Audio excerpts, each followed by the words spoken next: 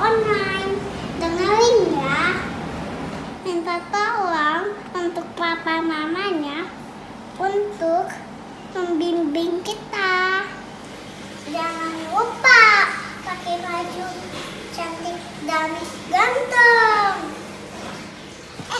Jangan lupa jangan tidur-tiduran sambil main HP. Yang penting ibadah yang sungguh-sungguh ya teman-teman. Selamat ibadah teman-teman. Dadah. Shalom teman-teman. Mari kita perkatakan Pentakosta ketiga. Pentakosta ketiga artinya 1. Pencurahan Roh Kudus yang dahsyat di zaman now. 2. Penuaian jiwa yang terbesar dan terakhir. 3. Bangkitnya generasi Yeremia dipenuhi Roh Kudus, cinta Tuhan, tidak kompromi dengan dosa, dan memenangkan banyak jiwa. 4. Dari Indonesia ke bangsa-bangsa, gerakan dari timur ke barat, dan kembali ke Yerusalem. 5. Kuasa untuk menyelesaikan amanat agung Tuhan Yesus yang siap untuk menjadi agen Pentakosta ketiga. Katakan haleluya. Shalom teman-teman. Apa kabarnya hari ini? Sebelum kita memuji Tuhan, mari kita mengatakan antusias, luar biasa, dahsyat, yes, yes, yes. Sekali lagi ya. Antusias, luar biasa, dahsyat, yes, yes, yes. Haleluya. Teman-teman, sebelum kita mulai beribadah, yuk kita bersatu dalam doa. Tuhan Yesus, terima kasih buat hari ini ya Tuhan. Dan Tuhan, sekarang kami mau memulai ibadah kami.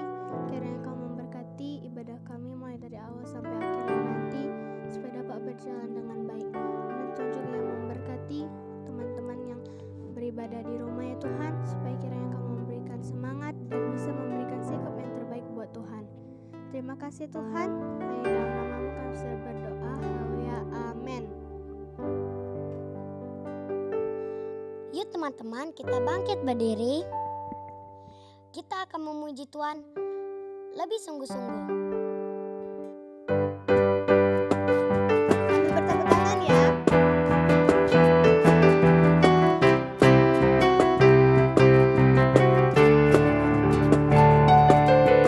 From the top of my head, way down to my toes, I can't keep it all inside. I want to jump with all my mind. From the top of my head,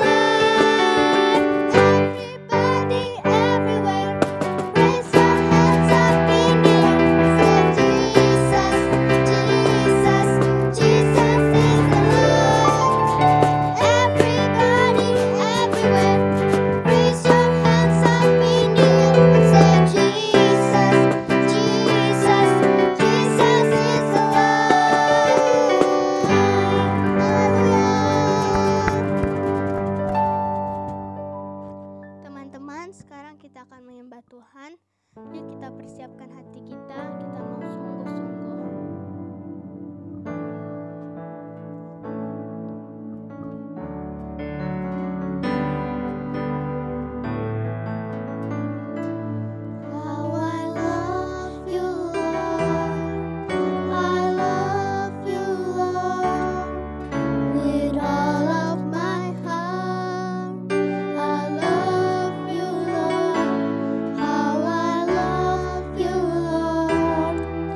I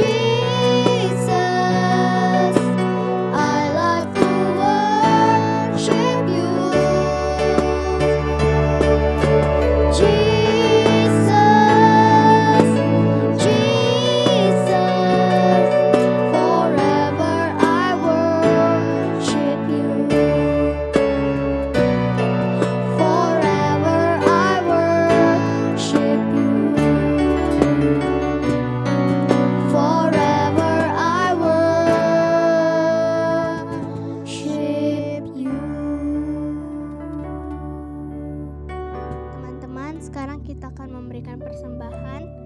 Yuk kita siapkan hati kita, tapi sebelumnya mari kita bersatu dalam doa. Tuhan Yesus, terima kasih buat hari ini ya Tuhan. Dan Tuhan, sekarang kami mau memberikan persembahan kami yang terbaik. Cara yang kami memberkati orang tua kami yang sudah memberikan persembahan ini buat kami ya Tuhan. Supaya cara yang kami menambahkan rezeki buat mereka ya Tuhan. Dan Tuhan juga memberikan kesehatan buat kedua orang tua kami. Terima kasih ya Tuhan, hanya dalam nama-Mu kami siap memberikan yang terbaik. Haleluya, amin.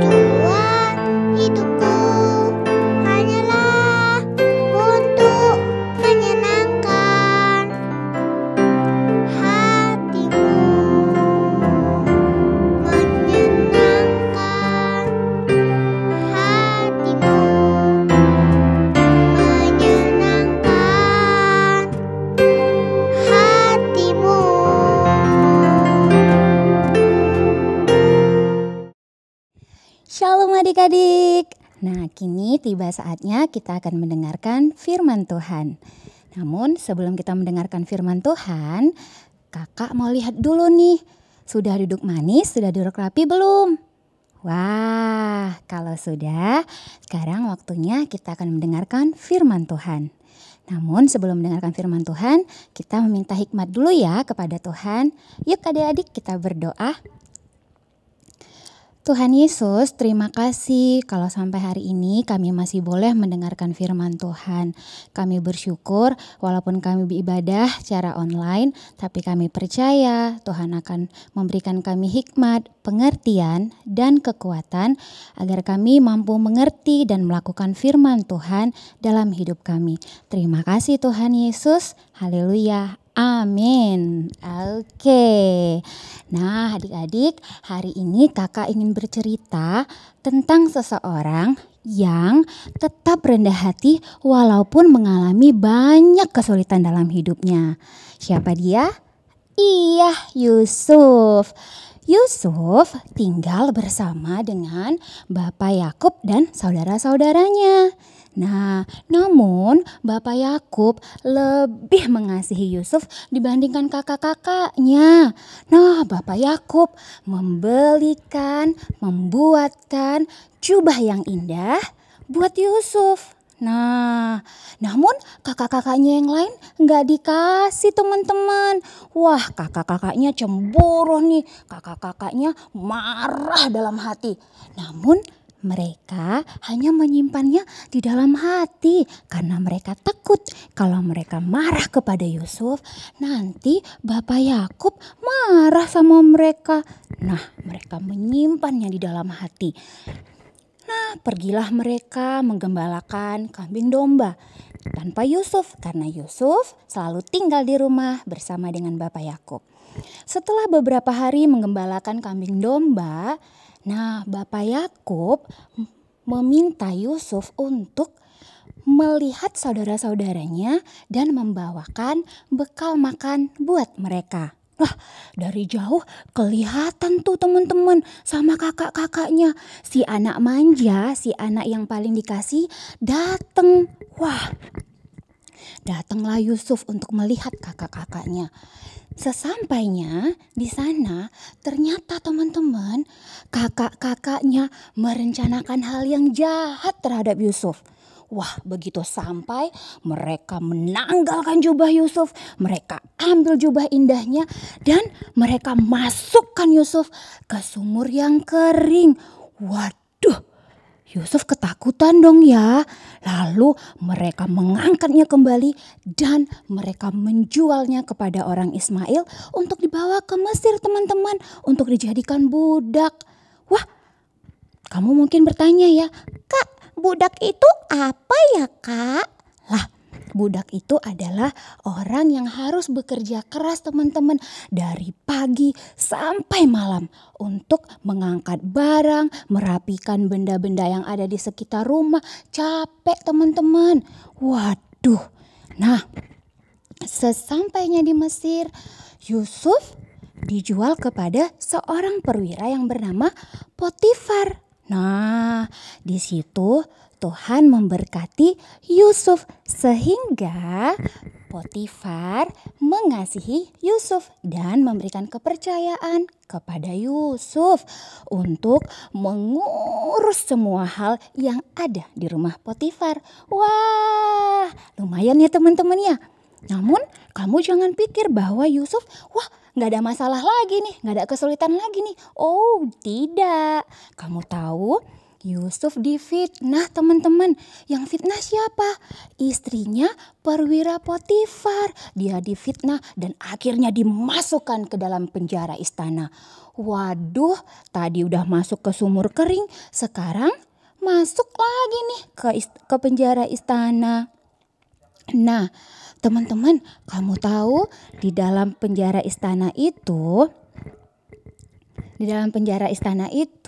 teman-teman, Yusuf mendapat kepercayaan lagi nih, diberkati Tuhan menjadi penjaga di penjara itu.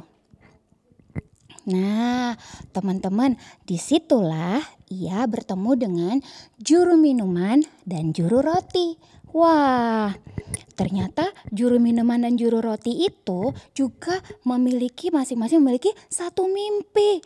Nah, singkat cerita, mereka menceritakan mimpinya kepada Yusuf dan Yusuf mampu menafsirkan mimpi mereka. Nah, si juru minuman kembali kepada jabatan yang semula, namun si juru roti teman-teman dihukum mati sesuai dengan tafsiran mimpi yang dikatakan Yusuf. Wah, setelah itu teman-teman Yusuf kembali bekerja seperti biasanya dalam penjara. Nah, 2 tahun kemudian, wah, Firaun memperoleh sebuah mimpi teman-teman. Waduh, Firaun gusar nih dan dia mencari orang-orang yang bisa menafsirkan mimpinya. Dia panggil 1 orang, namun mereka tidak bisa. Panggil lagi, tidak bisa juga. Wah, akhirnya kedengaran tuh sama si juru minuman teman-teman. Akhirnya si juru minuman ingat, wah, aku tahu nih siapa yang bisa.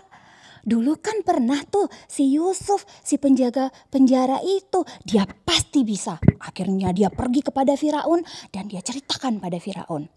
Nah, Firaun penasaran dong ya. Dia panggil tuh Yusuf. Coba panggil Yusuf kemari. Nah, dipanggil lah teman-teman si Yusufnya.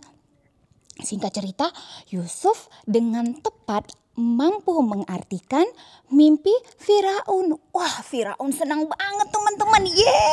Akhirnya ada orang yang bisa. Nah, akhirnya karena saking senangnya dia kasih hadiah buat Yusuf. Dia angkat Yusuf menjadi orang kedua di Mesir.